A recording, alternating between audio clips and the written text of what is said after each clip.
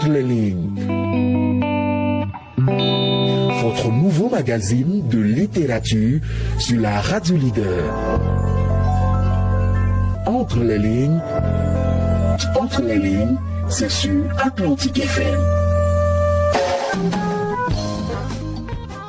Bonne année 2022 à chacun et à tous. Vous êtes sur Entre les lignes et j'ai le bonheur de recevoir Ricardo Avanvlamem, auteur d'un essai intitulé « Naître africain, sacrifice ou défi ?» C'est une interrogation.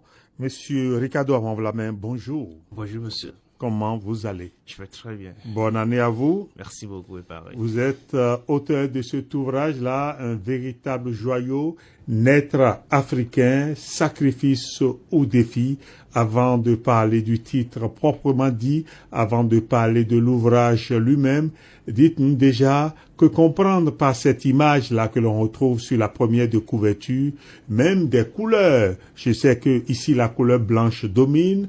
Un peu plus loin, on voit une couleur, je crois que c'est une couleur rose. Voilà. Le continent africain y est aussi dessiné. Et puis, votre nom et la maison d'édition, tout ceci en noir. Que comprendre par ces images-là sur la première de couverture? Déjà, je pense que ce qu'il faut notifier, c'est que tout ce qui est sur le livre renvoie au titre. Le titre, c'est Naître africain, sacrifice ou défi. Les deux mots qui se remarquent le plus aisément, ce sont les mots sacrifice et défi. Donc, la couleur rose a été choisie à dessein. On pourrait choisir une couleur rouge pour mieux matérialiser le côté sacrifice qui renvoie au sang. Mais on s'est empêché de faire comprendre ou bien de faire apercevoir que naître africain est un sacrifice. Parce que le but du livre, justement, c'est de prouver que c'est un défi. Donc, nous avons choisi une couleur rose qui est un peu plus proche du rouge, mais un rouge un peu plus atténué. Et donc, vous verrez que la couleur qui domine le plus, c'est le blanc, pour montrer que c'est beaucoup plus un défi. Et lorsqu'on voit de plus loin, on remarque que c'est un enfant qui naît de la carte d'Afrique. Nous avons matérialisé un bébé qui naît avec des rayons autour, des rayons de soleil. Tout est matérialisé en blanc pour notifier que le fait de naître en Afrique, parce que le bébé qui naît là et qui naît avec un sens de défi.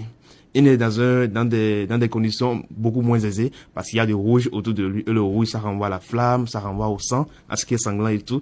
Mais là, lui, il naît avec du blanc autour. Donc là, l'image d'IA fait penser au titre qui nous demande si naître africain est un sacrifice ou un défi. Le choix du noir pour le nom de l'auteur et de la maison d'édition, c'est beaucoup plus pour question d'esthétique et d'harmonie au niveau des couleurs. C'est ça. Ouais. Merci beaucoup. Ouais. Mais dites-nous déjà pourquoi un tel essai? Un tel essai, déjà il faut que je le rappelle, le livre je l'ai écrit en une semaine. En une semaine? Ouais, ça fait 206 pages au total, je l'ai écrit en une semaine. Il faut dire que je l'ai écrit en 2020. J'avais commencé la réflexion depuis 2017. Et puis l'idée était partie de certains faits personnels, de certaines histoires que j'ai eu à vivre. Et à chaque fois, je me demandais si naître africain, est-ce que c'était pas un handicap? Est-ce que c'était réellement, si par exemple, on m'avait demandé, si le choix se présentait à moi, est-ce que tu allais naître en Afrique, mais tu allais naître en Occident? Qu'est-ce que j'allais choisir? Je me suis dit que plusieurs jeunes comme moi, ou bien plusieurs autres personnes se demandent si naître africain peut être un sacrifice ou un défi. Parce que réellement, il faut le reconnaître, il y a quand même beaucoup de problèmes, beaucoup de choses qu'on n'aurait pas forcément souhaité. Et donc là, à y voir de près, je me suis dit, mais non, c'est beaucoup plus une responsabilité et un défi à relever. Donc c'est là, j'ai essayé maintenant de relever des problèmes concrets que nous rencontrons dans la société. Le chômage, manque de passion, manque de talent, manque d'emploi, ou ainsi de suite. Et maintenant, j'ai surtout proposé des solutions. Parce que je me dis que si on demande à chaque Africain quels sont les problèmes, qu'est-ce qu'il faut faire pour qu'on ait finalement un développement, chacun aura sa manière de penser. Chacun aura des idées, chacun dira qu'il faut faire ceci, cela. Mais comment? Alors ce livre vient répondre au comment. Comment est-ce que nous pouvons faire dans tel ou tel domaine? J'ai abordé entre autres l'agriculture, le secteur spatial, le secteur de technologie, le secteur de l'éducation, le secteur social, le secteur financier, le secteur économique, tout compte fait des secteurs vitaux qui peuvent tout de même amener à hâter le développement. Ouais. C'est ça. Mais qu'est-ce qui vous a motivé à aller vers une telle réflexion? Est-ce à partir d'une expérience vécue? Est-ce un choc que vous avez vécu? Est-ce à la suite d'une situation vécue par un proche? Qu'est-ce qui a créé le déclic? Ouais, je comprends. Il faut dire que ça a un lien intrinsèque avec moi. Personnellement, je suis informaticien, je suis développeur, donc j'ai beaucoup de collaborations avec des entreprises à l'international. Donc, lors de mes collaborations, entre autres, je vivais certaines situations de racisme comme beaucoup d'autres personnes. racisme en ce sens où, parce que tu es noir, on ne veut pas te confier certaines tâches, et malgré ton expertise, on ne veut pas reconnaître au fait que tu es un spécialiste de tel ou tel domaine. Donc, à partir de là, le choc était né. Et dans la société, je voyais aussi beaucoup de faits réels qui favorisaient beaucoup plus des Occidentaux que les Africains. Et je me suis dit, mais là, il y a un problème qui se pose. Et puis, lorsqu'on y voit de plus près, on voit par exemple dans le système éducatif, beaucoup de jeunes qui, sur les bancs, sont très motivés, mais lorsqu'ils finissent, ils se retrouvent consacrés au chômage. Mais ils se retrouvent sans emploi et malgré leur talent, malgré leur expertise développée, déployée sur les bancs et tout, ils se retrouvent sans emploi et ils se retrouvent dans la rue. Donc je me suis dit que c'était un véritable problème qu'il fallait quand même solutionner. C'est ça. Ouais. D'accord. 206 pages au total, cet essai de la pure réflexion. Et vous pensez vous adresser à quelle cible? Je m'adresse essentiellement à tous ceux qui veulent d'abord réfléchir à la question de l'émergence de l'Afrique et du tiers-monde. Parce que les solutions qui sont proposées peuvent aussi être adaptées aux autres pays du tiers-monde, c'est-à-dire aux pays en voie de développement. Et principalement aux étudiants, à tous les jeunes, à tous les littéraires, aux écrivains, aux journalistes et à tous ceux qui servent de vecteurs de réflexion en Afrique et dans le monde. Parce que le livre n'est pas forcément destiné aux Africains qui sont en Afrique, mais même aux Africains qui sont dans la diaspora. Et puis ce livre, ça remet en cause, ou bien ça fortifie l'identité du noir. Beaucoup d'inspirations sont venues de Cheikh Anta Diop et de beaucoup de savants africains. Je pense que tout Africain qui lira ce livre s'y retrouvera aisément. Et je doute fort que quelqu'un lise ce livre sans forcément retrouver une information qui lui sera utile. Parce que le livre met aussi en lumière beaucoup d'informations qui sont en griffe, cachées à la grande masse.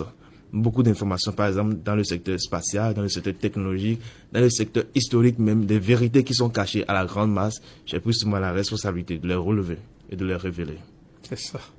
Merci beaucoup, Monsieur Ricardo Aron-Vlamin. Je rappelle que vous êtes auteur donc de cet ouvrage-là, un essai de la pure réflexion, naître africain, sacrifice ou défi. C'est une interrogation. Alors, venons-en au contenu proprement dit.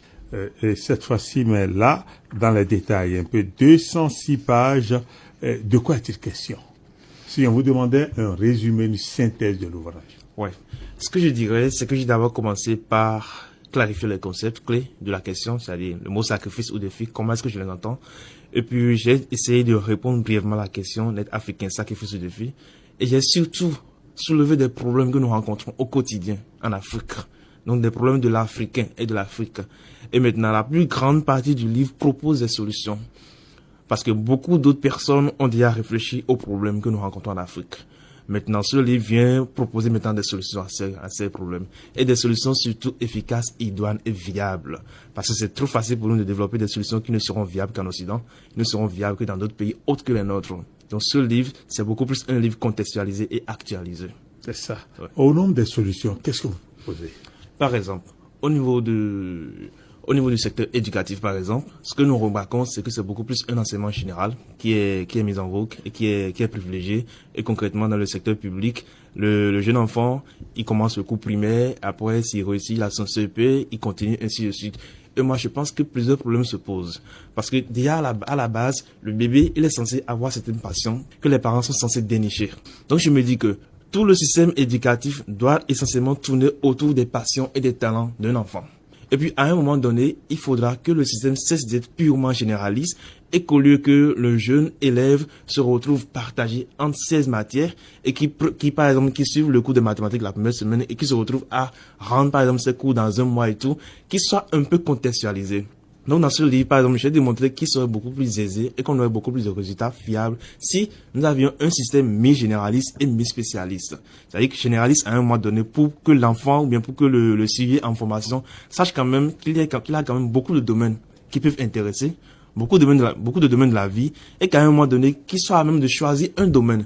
Parce que je me dis que, par exemple, si nous prenons un enfant qui a été tout le temps abrévié aux sciences, il aura un peu de mal à ne pas s'en sortir. Surtout s'il est prédestiné aux sciences. Surtout s'il est foncièrement passionné par les sciences. L'exemple que je donne, par exemple, c'est Einstein.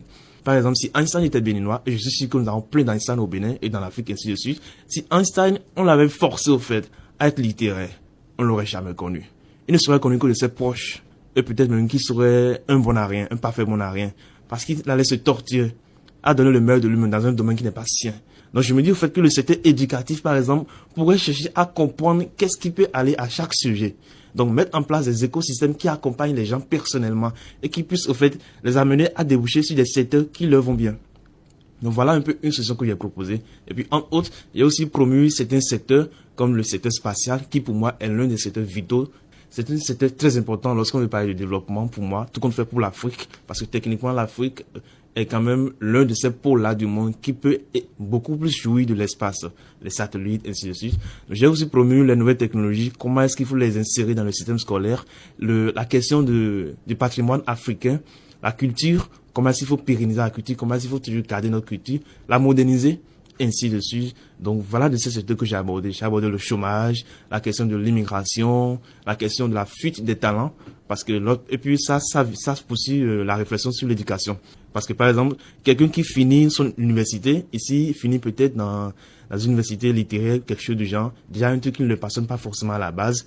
Au final, il retrouve une bourse, il part à l'extérieur. Sur le terrain, dans son pays, il n'y a pas des écosystèmes qui favorisent son émergence.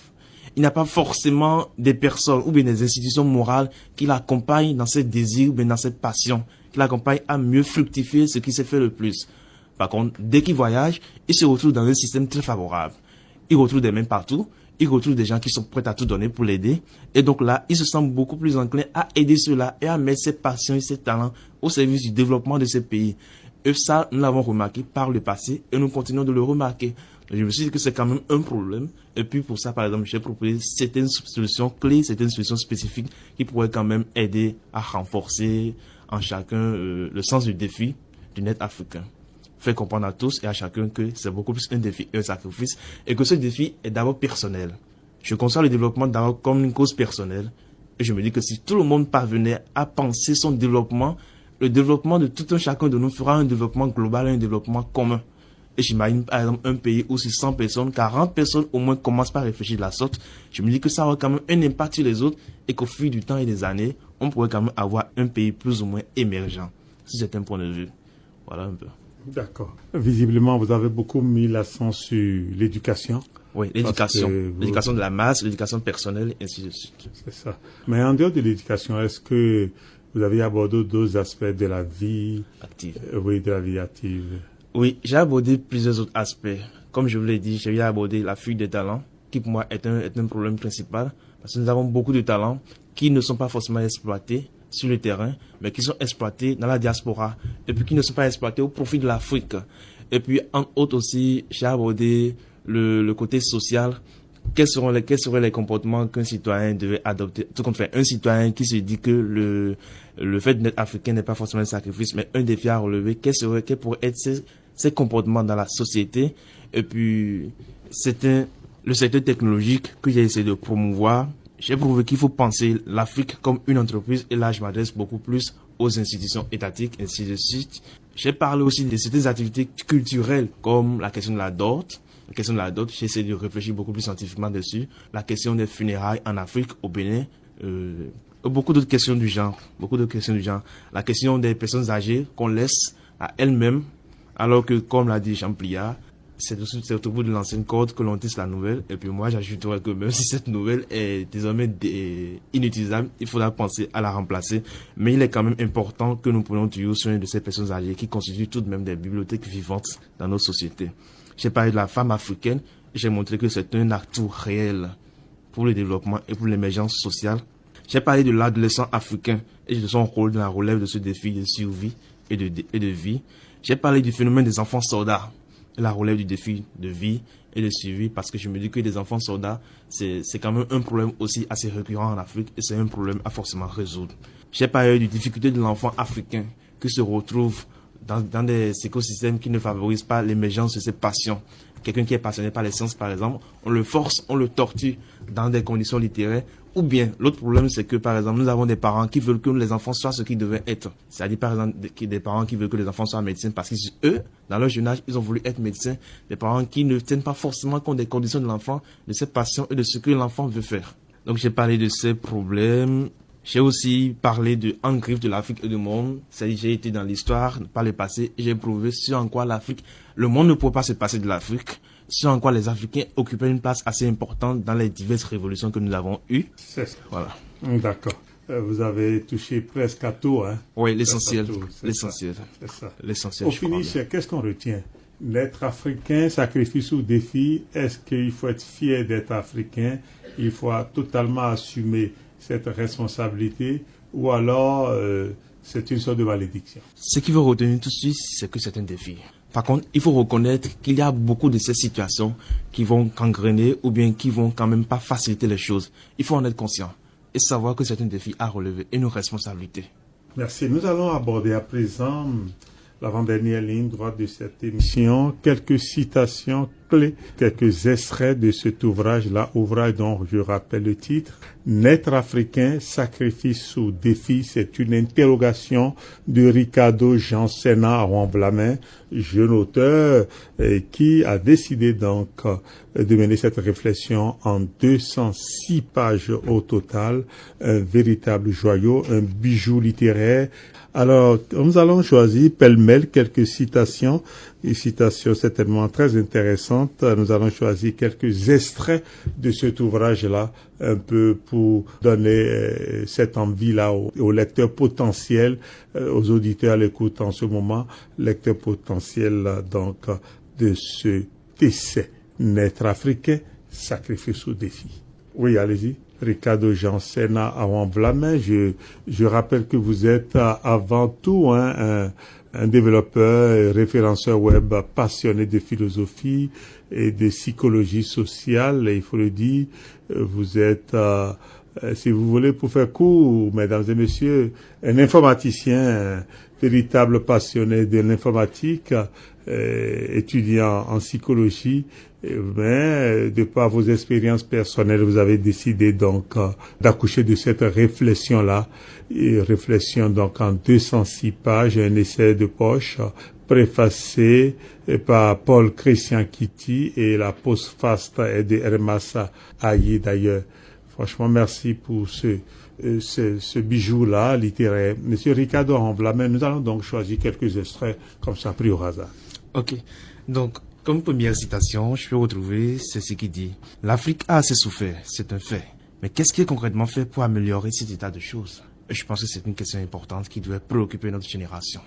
Autre question. Tout porte à croire que naître africain n'a jamais été un sacrifice et que se croire voué au sacrifice parce qu'on est né africain est juste un manque de responsabilité, une mauvaise volonté, une expression d'incapacité personnelle à relever ce défi. Le développement d'un pays n'est pas du hasard. C'est une succession d'actions complémentaires basées sur la logique de cause à effet. Et dans ce livre, j'ai démontré la théorie de cause à effet, où j'ai montré que si nous posons telle ou telle action, c'est que nous aurons tel résultat. Et donc, si nous avons tel effet, c'est qu'il y a forcément telle cause. Donc, le développement est l'effet de telle cause. Et ces causes sont à divers niveaux, des causes personnelles, donc des actions à poser pour pouvoir espérer un développement. Donc, comme autre citation, c'est donc une pure utopie que de confier le développement de son pays, voire de son continent à autrui. Autrui là, c'est les autres pays, ce sont les autres continents, ainsi de suite. Donc là, je fais appel, ou bien je mets en exergue les divers secteurs qui sont dominés par l'étranger. Donc je dis que c'est une pure utopie que de confier le développement de son pays, voire de son continent à autrui. La volonté seule ne suffit pas, il va falloir agir. Agir pour le développement. Nous en avons trop parlé. Maintenant, il faut commencer par agir. C'est à l'Africain de développer son continent. L'Africain dont je parle là, ce n'est pas que l'État. C'est d'abord de chaque personne ayant en lui le sang africain. Donc, ça veut dire que ce n'est pas forcément les Africains en Afrique, mais tous les Africains. Le travail nettoie mieux les larmes et venge mieux son sort. Parce que je me dis que, par exemple, un enfant qui découvre que par le passé, ses ancêtres ont souffert dans la colonisation, dans l'esclavage, ainsi de suite, il pourrait se mettre à pleurer. Par contre, je me dis que ce qu'il y a de mieux à faire, c'est le travail. Il est vain de parler sans agir. Un peu comme pour dire que tout ce qui a été dit est totalement vain si personne n'agit. Et que cette action, c'est d'abord personnel, comme je tiens à notifier, toujours personnel, avant d'être communauté globale. Un talent qui ne passionne pas ne saura se faire ressentir. De la même manière, une passion sans talent ne saurait nous différencier, nous rendre exceptionnels. Nous détenons tous le bon sens. De cette même manière, nous détenons quelque chose de précieux qui nous est propre. Et je pense que si chaque Africain parvenait à déceler ce qu'il y a de si précieux et à pouvoir mettre ce truc précieux au service de la communauté, nous pouvons d'ici 10, 20, 30 ans espérer une grande révolution. Chaque Africain possède en lui un trésor qui n'attend qu'à être découvert pour hâter le développement. Cette phrase, je pense que c'est assez important pour moi. Chaque Africain possède en lui un trésor qui n'attend qu'à être découvert pour hâter le développement. Et donc, ça fait appel aux parents, à toutes les institutions qui s'occupent de l'éducation en Afrique, de l'éducation sociale, de l'éducation personnelle, de l'éducation scolaire, et puis à tout Africain, que chacun parvienne à découvrir ce qu'il a comme trésor, qu'il sache aussi comment le mettre au service de la grande masse, de sa communauté personnelle, de sa famille, de ses proches, et puis de son pays, de son continent. Voilà un peu quelques citations qui sortent un peu du livre. Merci beaucoup, c'est très intéressant. Monsieur Ricardo Janssen Aramblamin, vous êtes auteur de Naître africain, sacrifice ou défi, un essai. Franchement, merci pour la réflexion. 206 pages de bonheur pour nos gouvernants, pour nous autres également africains à divers niveaux, pour tous les intellectuels, parce que le développement de ce continent, c'est d'abord et avant tout l'œuvre de chacun de nous. Vous l'avez si bien dit. Merci encore. Peut-être que vous avez un mot à passer avant de vous retirer, avant de quitter ce studio. Déjà, le mot que j'ai à dire, c'est beaucoup plus un bonheur, un honneur pour moi de me retrouver ici, en train de parler de ce livre que je trouve comme le brevet de l'Africain, donc en train de parler de causes d'émergence de l'Afrique. Donc, c'est beaucoup plus un mot de remerciement. Et puis après, ce que je pourrais dire à tous ceux qui nous écoutent, c'est aussi essentiellement un mot de remerciement. Et puis je rappelle cette dernière citation. Chaque Africain possède en lui un trésor qui n'attend qu'à être découvert pour hâter le développement. J'encourage beaucoup de personnes à lire ce livre et surtout à essayer d'appliquer les solutions ou bien les propositions qui y sont. Essayez d'y tirer profit. Essayez de comprendre que l'être africain est beaucoup plus un défi et que chacun, à son niveau, à sa manière, essaie de relever ce défi. Monsieur Ricardo Janssen Aramblamin, merci beaucoup. C'est moi qui vous remercie. À très bientôt. Bon succès, bon courage pour cet ouvrage-là. J'espère que cet ouvrage va connaître assez de succès. En tout cas, c'est ce que nous espérons pour vous. Oui. Merci encore et à très bientôt. Merci beaucoup. Entre les lignes. Votre nouveau magazine de littérature sur la radio leader. Entre les lignes, c'est sur Atlantique FM.